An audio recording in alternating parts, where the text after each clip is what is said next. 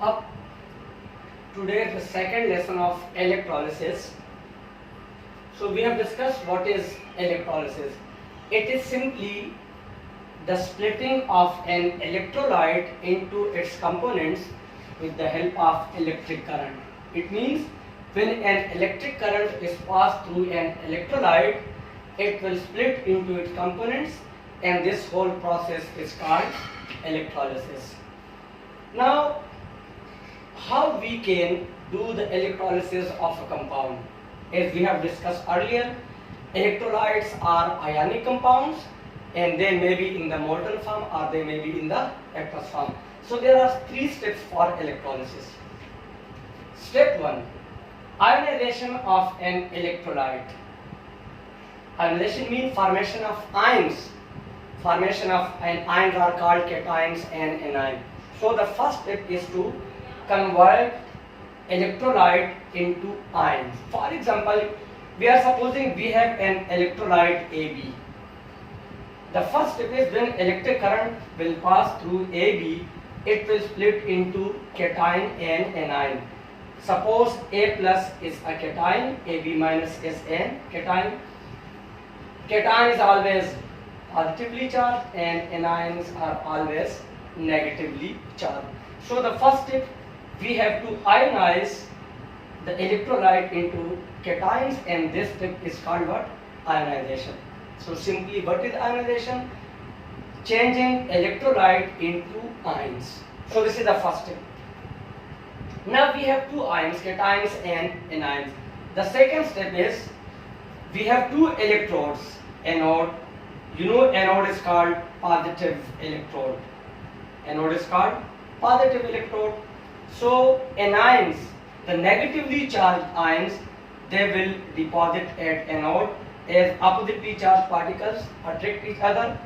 Oxidation will happen, and oxidation is called loss of electron. So B is anion.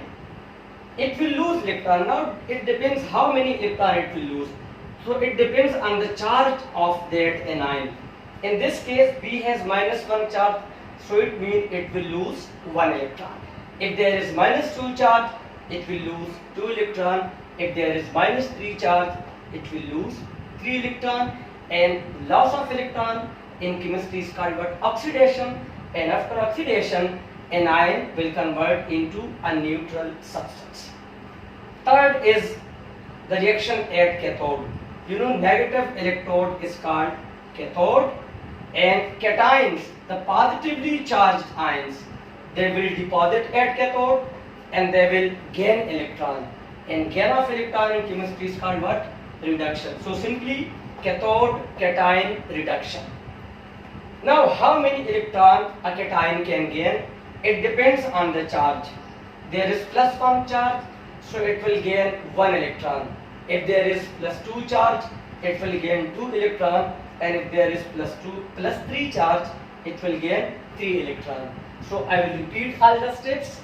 First step is ionization of an electrolyte. Convert that electrolyte into its ion. The second step is reaction at anode. Anode anion oxidation. And the third is reaction at cathode, and cathode cation and reduction. Now, what apparatus you need, or what chemicals those are being required for electrolysis?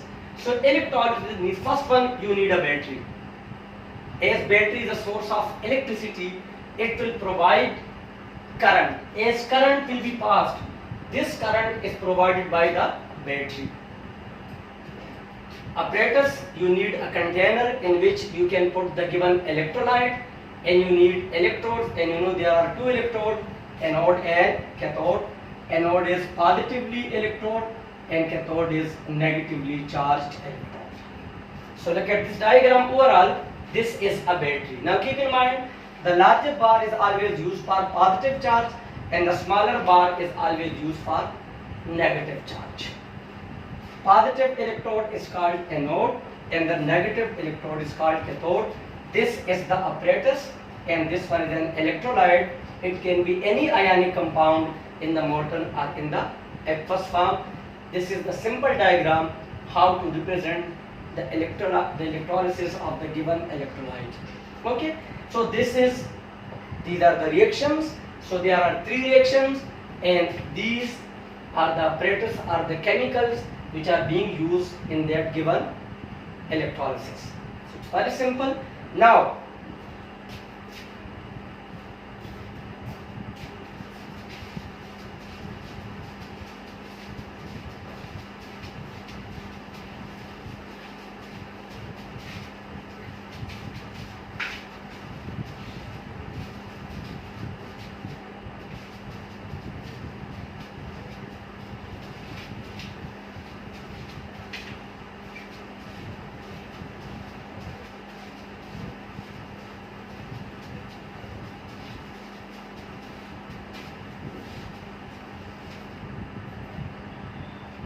we will discuss nature of electrode. Nature of electrode. As we have discussed earlier, electrode may be consisting of metals, or it may be consisting of graphite. It's the only non-metal which is conductor.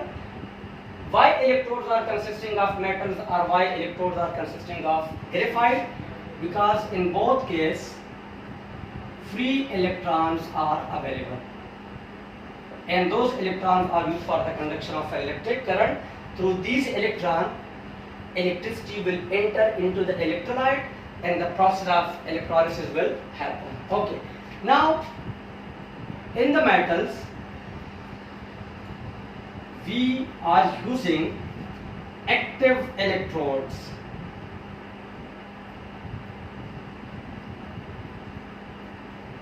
And the second category, that is called inert electrode. So on the basis of reactivity, electrodes can be divided into 2 categories. The first one, active electrode, and the second one, inert electrode. Active electrodes are those electrodes which can be used in electrolysis, which can participate in the process of electrolysis, and mostly consisting of copper. Copper is called active electrodes because it can be used in the process of electrolysis. It's being used. It will participate in the process of electrolysis. So this is called active electrode. The second word, inert. In chemistry mean what? Inert mean unreactive. You know, we are using this word for group 8 in periodic table. Why group 8? Because they don't react, they don't participate in any kind of reaction. Now what is the meaning of inert electrode? Don't participate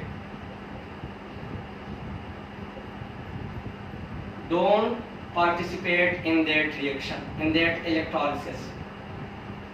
They will remain inert. And if you are talking about the inert, mostly consisting of platinum, a very least reactive metal, or graphite. Graphite is the most common inert electrode. So the electrodes can be divided into 2 categories, active electrode and inert electrode. You have to keep that in mind, because if the electrode is active, it will participate in the process of electrolysis. It will disturb the process of electrolysis. Sometimes we have to replace active electrode. If the electrode is inert, mean if it is consisting of platinum, if it is consisting of graphite, it will not participate in the reaction. It will remain unchanged, and we don't need to replace these kind of electrodes. Now the next is electrolyte.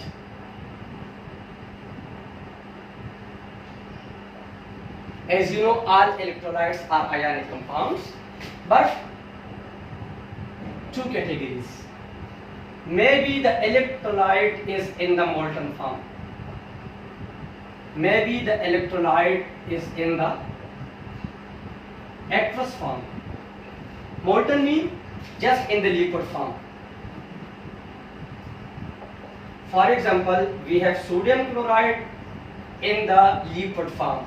The melting point of sodium chloride 801.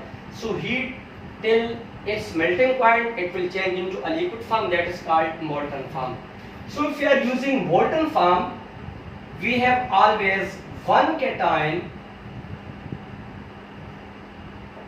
and we have always one anion. If we are using the molten electrolytes, there is no confusion. One cation, one anion. Cation will move toward cathode. It will show reduction and you will get a neutral substance. Anode, anions will move toward anode. They will show oxidation and again you will get a neutral substance. For example, if you are doing the electrolysis of molten NaCl, there is no confusion. You will get sodium and you will get chlorine, and that is anion. It will deposit at anode. Na plus is cation, so it will deposit at cathode, and we will discuss this later how the reactions are happening. But if the electrolyte is in the aqueous form means if it is dissolved in water,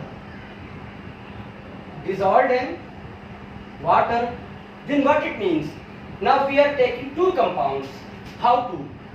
Electrolyte, that may be any ionic compound plus water. Now we have two compounds. Ions, you will have a cation and anion from the given electrolyte, and you will have a hydrogen ion and hydroxide ion from the water. Now you have two cations, one from the electrolyte and H plus from water, and you have two anions, one anion from the electrolyte and OH. For example, if we are using NaCl aqueous sodium chloride, so you will have Na plus and Cl minus from the electrolyte, and you will have H plus and OH minus from water. So now you have H plus and OH minus from water. Now you have two cations and you have two anions. Now there is a confusion. Definitely both the cations cannot deposit at cathode and both the anions cannot deposit at anode. So if you have two cations, you have to choose one, and if you have two anions, again you have to choose one.